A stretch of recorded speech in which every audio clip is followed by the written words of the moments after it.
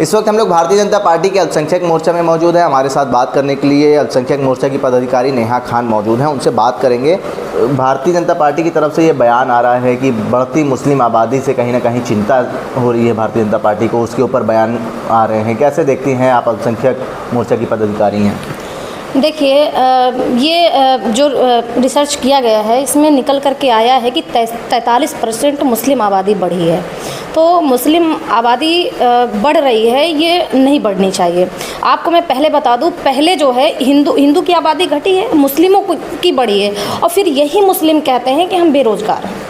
यही मुस्लिम ही चिल्लाते हैं कि बेरोज़गार हैं, प्रधानमंत्री जी हमको क्या दे रहे हैं। जनसंख्या जो बढ़ रही है ये सबसे ज़्यादा तादाद मुस्लिमों की है। आप बताओ, एक परिवार में 10 लोग हैं और उसके बाद यही चिल्ला रहे हैं कि हम बेरोज़गार हैं, यही चिल्ला रहे हैं बेरोज़गार हैं, और पार्टी पे आरोप लगाते हैं कि भाजपा हमको क्या दे रही है। अब ये बताइए, मैं कहती हूँ छोटा परिवार सुखी परिवार। आप अगर छोटा आपका परिवार है तो आपको रोज़गार भी होगा, रोटी भी आपके पास होगी, सब कुछ अच्छा होगा। तो आप ये सारा जिम्मा जो है वो बढ़ती आबादी के ऊपर, जनसंख्या के ऊपर मढ़ रही हैं कि जिस तरीके से आबादी बढ़ रही है तो सरकार असमर्थ है रोज़गार और सुविधाएं मुहैया कराने में। आप ये बताइए, सरकार तो सुविधाएं दे रही है ना, लेकिन जब एक परिवार में 20 लोग होंगे और 20 को रोज़गार चाहिए तो सरकार कहाँ से देगी? आप बताइए। बेरोज़गारी की वजह बढ़ती मुस्लिम आबादी को मानते हैं?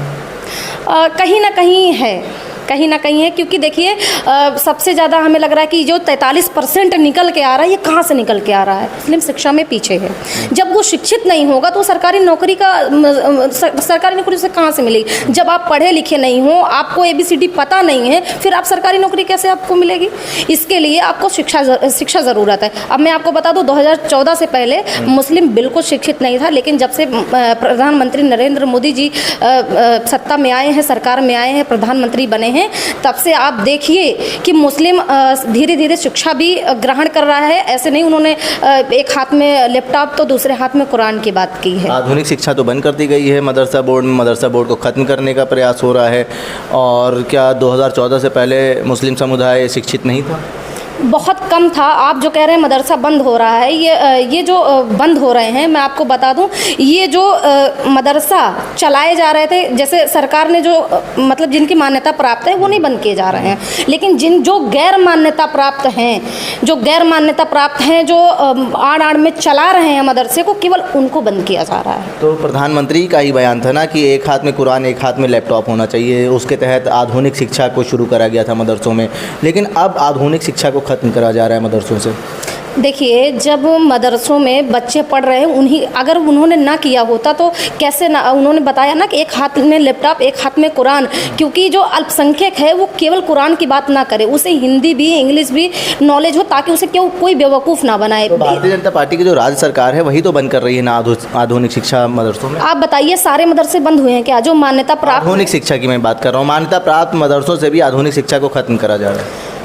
कहाँ ख़त्म करा जा रहा है? वो मामला कोर्ट में चला गया है। मामला कोर्ट में चला गया, उसका कोई तो रीज़न रहा हो। आज के मौलाना हैं, जो मौलवी हैं, वो कौन से शिक्षा ग्रहण करा रहे हैं? वो बच्चों को केवल भड़काने के अलावा, उनको बहकाने के अलावा कौन सी पढ़ाई पढ़ा रहे हैं? वो क्या भड़का रहे हैं वो? क्यों नहीं, सरकार के खिलाफ भड़का रहे हैं कि जो है आप भाजपा से दूरी बना के रखिए। आप भाजपा के बारे में हमेशा गलत ही मदरसों में भी बताया जाता है। मैं कहती हूँ, मदरसा जब शिक्षा तालीम की होती है, वहाँ अल्लाह की बात होती है, दीन की बात होती है। मैं कहती हूँ वहाँ इंग्लिश की भी बात होगी, हिंदी की बात, तो सारी शिक्षाएँ उनको मिलनी चाहिए ना।